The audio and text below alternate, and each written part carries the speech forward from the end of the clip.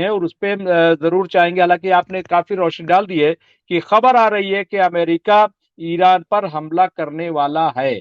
तो मैं समझता हूं कि शौकत भारती साहब ने जिस तरीके की प्रोडिक्शन की है और जो तबसरा किया है, जो हालात का पूरा जायजा लिया है, उसमें कहीं नहीं लग रहा है कि अब ये अमेरिका जो है इस वक्त हमला करेगा।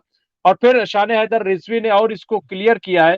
शान हैदर रिजवी साहब लिखते हैं कि अमेरिका ने कहा है कि हम जंग फैलाना नहीं चाहते, हम इराक से अपने संबंध खराब करना नहीं चाहते और फिलिस्तीन के साथ हम हमदर्दी रखते हैं।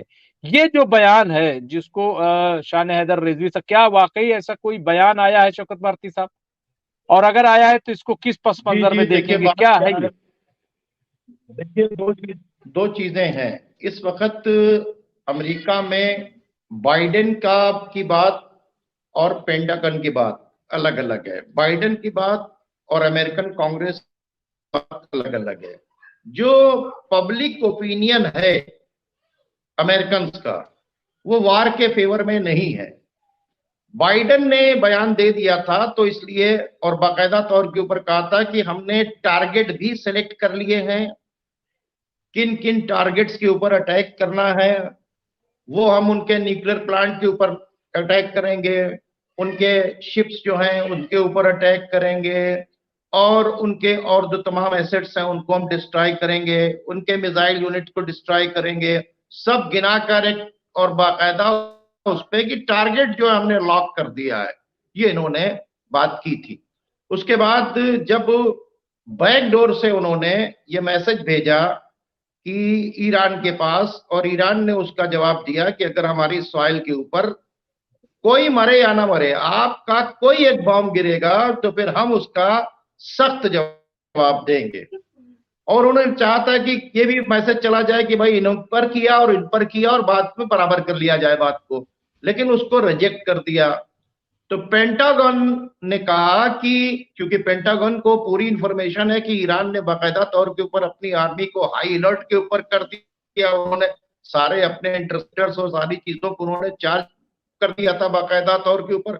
इधर हमला होता उधर बड़ा अटैक होता, जिसको मिलना जो है वो नामुमकिन से था। तो पेंटागन ने कहा कि हम इस पे जंग नहीं चाहते किसी भी तरीके से, और हम इसको नहीं वो कर रहे हैं। और अब ये कहना शुरू किया कि पहले बात देखिए, जो अटैक हुआ था वो अमेरिका पहले इसको जॉर्डन के ऊपर अटैक कर रहा था, बड़ी इसमें बारीकी है।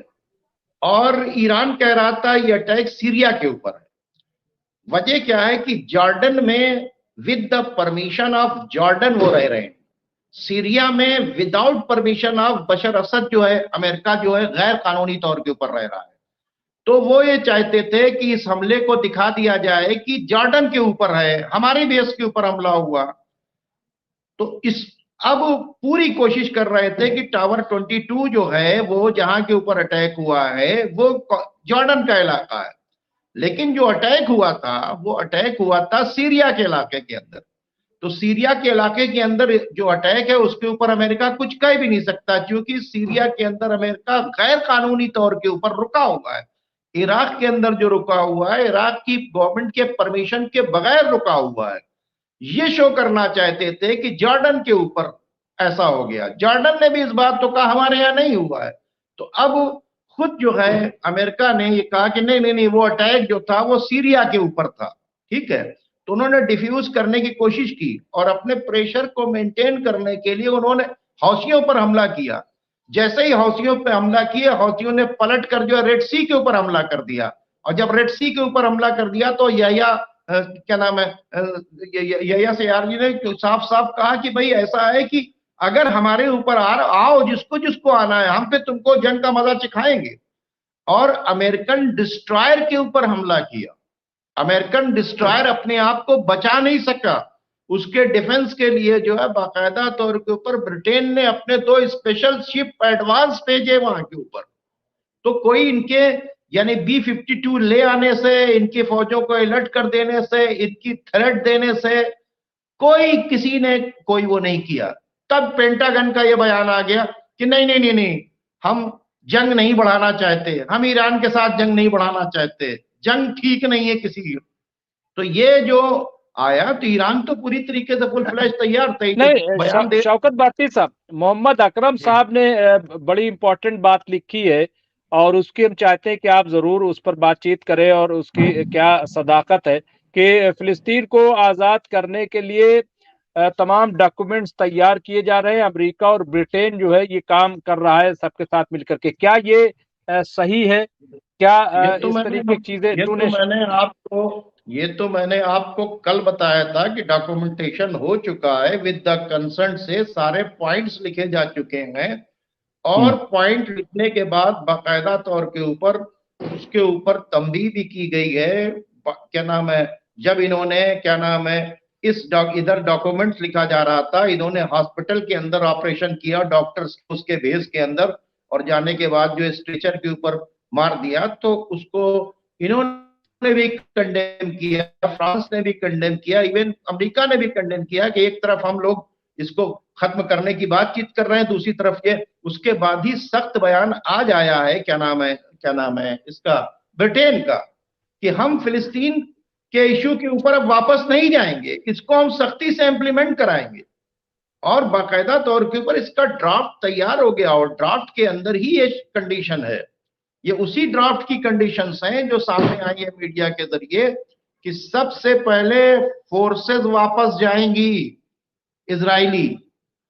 फिर क्या होगा, फोर्सेस के वापस जाने के बाद कैप्टिव्स छोड़े जाएंगे इधर से और उधर से, और फिर यहां के ऊपर इसकी गारंटी दी जाएगी, यहां के ऊपर एक फोर्स रहेगा, गारंटी दी जाएगी। और सबसे लास्ट में हम वो जो क्या नाम है, जो डेड बॉडीज हैं उनके, क्या नाम है, लोगों की जो इनके अटैक में मारे गए हैं इजरायलीज की, उनको वापस करेंगे।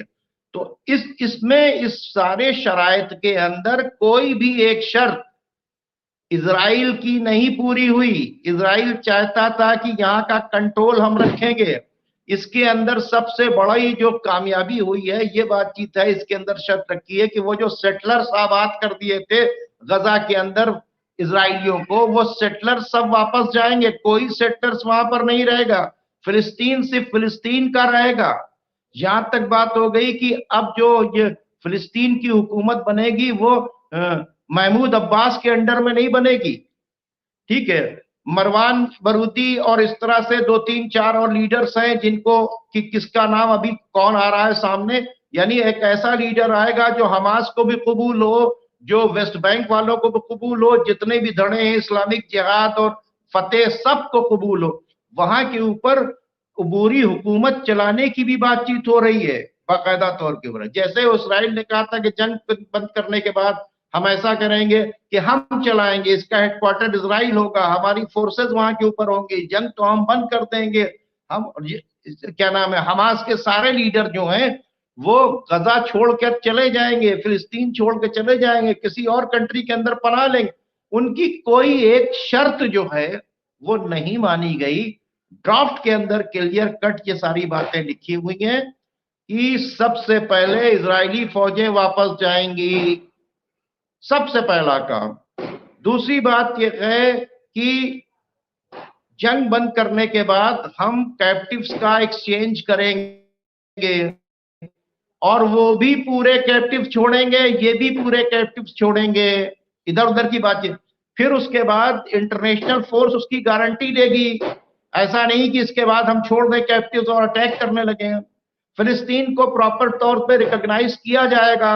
तो इसलिए ड्राफ्ट तो बन चुका है, यूएनओ के अंदर क्या पेपर साइन होंगे, वहां के ऊपर क्या डिसीजन लिया जाएगा, इन 6 हफ्ते के अंदर और फर्दर क्या क्या कार्रवाई की जाएगी। जैसे ब्रिटेन ने कहा कि हम रिकॉग्नाइज करेंगे, आज कहा उन्होंने हम रिकॉग्नाइज करेंगे सबसे पहले किसको, क्या नाम है, फिलिस्तीन को। तो इसके रिकॉग्नाइज करने की भी बातचीत हो रही है, क्योंकि ये सब ये देख रहे हैं कि अगर जंग बढ़ गई, ठीक है, और बेंजामिन नेतन्याहू आज भी चाह रहा है, उसकी वो लॉबी आज भी चाह रही है, इसलिए बर्बरियत ये कर रहे हैं कि किसी तरह से जंग जो है वो बढ़ी रहे, जंग रुके ना, क्योंकि जंग रुकेगा तो मैंने कहा ना कि बेंजामिन नेतन्याहू की मौत हो जाएगी। तो बाइडेन की भी इस वक्त नहीं सुनी जा रही। तो बाकायदा तौर के ऊपर जो डिसाइड हो चुका है वो 3 से 5 तारीख के बीच के अंदर 3 को आ जाएंगे ब्लिंकन यहाँ के ऊपर, ठीक है। और इस बीच के अंदर सारी तैयारी, क्योंकि ये एक जो लेकिन शरायत है शौकत इसका भारती ही, साहब, शरायत शौकत का ही, भारती साहब, एक सेकंड, सिर्फ शरायत का ही डॉक्यूमेंटेशन नहीं हो रहा। यूनाइटेड नेशन में जो करारदाद पास होगी उसके लिए जो डॉक्यूमेंट बनना है, फर्दर क्या होगा, उन सारी बातों के ऊपर जो है ये इसके अंदर बात हो रही है, बाकायदा तौर के ऊपर पेपर्स एक्सचेंज हुए हैं दूसरे के पास। तो ये सबकी कंसर्न से हो रहा है।